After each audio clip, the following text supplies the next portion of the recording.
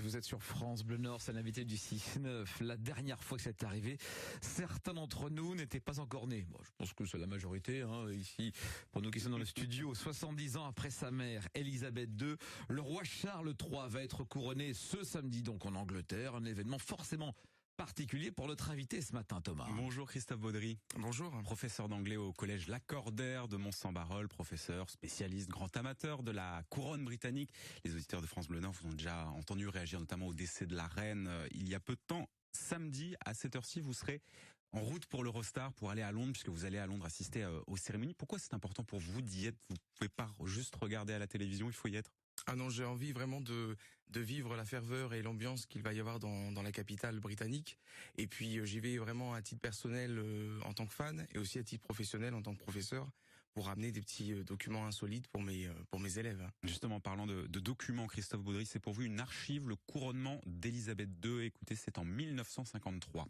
L'archevêque de Canterbury prend la couronne de Saint-Édouard sur laquelle étincellent plus de 1000 pierres précieuses. Il l'élève à la vue de tous et la pose sur cette tête de 27 ans. En tant que professeur, Christophe Baudry, vous enseignez à vos élèves le fonctionnement des institutions britanniques. Jusqu'à présent, en fait, vous travaillez avec des archives, avec des images en noir et blanc, l'extrait qu'on vient d'entendre. Là, ça se passe en direct, c'est du pain béni pour un prof. Ah oui, exactement, c'est vraiment l'expression. C'est du pain béni parce que il vit vraiment en live les événements. On peut vraiment rentrer dans le détail du protocole, de ce qu'on appelle en anglais le pageantry, c'est-à-dire tout le faste, tous les symboles.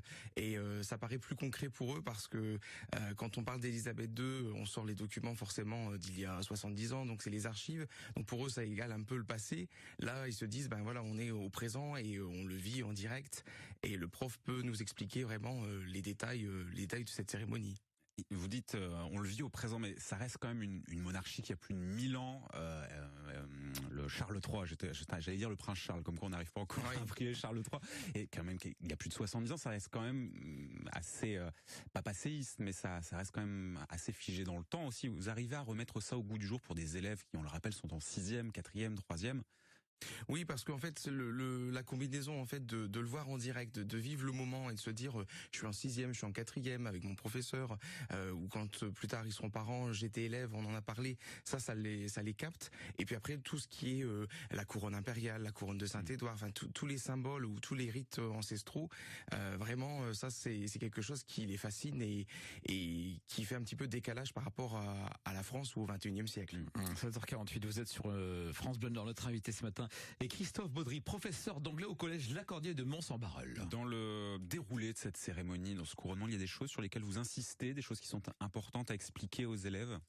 Alors oui, ce qui est important, c'est tous les joyaux de la couronne qui sont remis au roi lors de la cérémonie du couronnement, parce que il y a des liens avec des ancêtres et puis il y a toujours un retour en arrière sur l'histoire de la monarchie. La couronne de Saint-Édouard, notamment, on dit que Guillaume le Conquérant l'avait déjà à l'époque, il y a plus de 1000 ans. Oui, c'est ça. C'est des bijoux qui sont conservés et qui sont importants.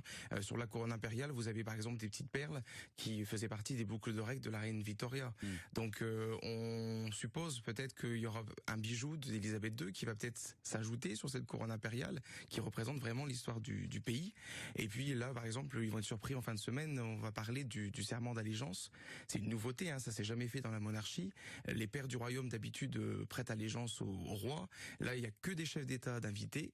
Et donc, pour le côté modernité, tout en alliant la tradition, le roi Charles III va demander en fait à celui qui a envie, au Royaume-Uni, dans le Commonwealth, de lui prêter allégeance en lisant un petit texte en direct pendant le couronnement. C'est-à-dire que c'est plus réservé aux nobles, tout le monde peut y participer. Oui, c'est ça. Il inclut le peuple et ça fait polémique. Certains adhèrent, certains trouvent ça un peu dur. Pour parler justement de Charles III, pour toute une génération de gens qui ont regardé la télé dans les années 90, les années 2000, ça reste quand même Diana. C'est aussi, moi je me souviens du sketch d'Antoine Decaune avec les grandes oreilles. Et auprès de la nouvelle génération, les 6e, les 4e, les 3e que vous avez, il fait moderne ou pas, Charles III? Il imprime aujourd'hui?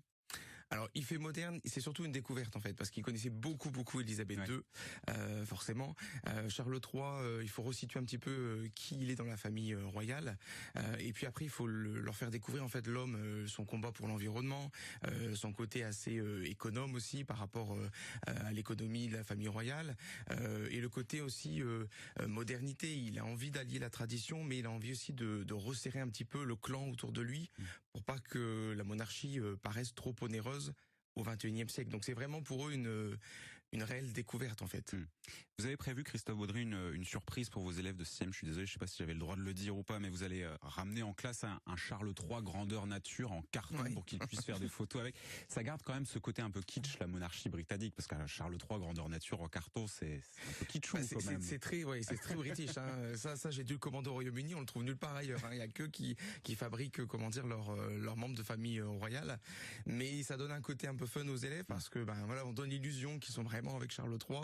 Et puis ça permet de vraiment allier un côté pédagogique et mettre un petit peu de ludique pour faire passer les enseignements, quoi. C'est ce que vous permet effectivement ce couronnement, le côté fun, le côté historique et le côté pédagogique sur le fonctionnement des institutions anglaises. Christophe Baudry, vous serez donc à Londres ce week-end. Bon voyage. Merci. Et puis, vous nous raconterez quand vous reviendrez. C'est un peu le meilleur moment de l'année pour vous.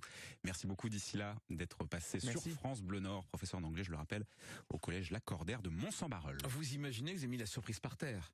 Vous avez révélé. J'avais le droit de le dire. Oui, non, mais il n'y a pas de. C'est vrai. Il y a pas de souci. Plein de gamins. Après, je pense que certains là sont déjà arrivés au collège pour aller en cours. Ah, donc, oui, ça sonne à 8h. Oui, c'est ça. On les écoute plus, cette heure-ci. Donc, non, ça va le faire. Merci. Vous réagissez justement à cette question. Vous suivez justement ce couronnement. Vous allez le suivre samedi. Ça vous intéresse? 03 20 55 89 89. On en parle tout à l'heure sur France Bleu Nord à partir de 8h15 au téléphone. Ensemble, la route, trafic assez chargé, cet accident.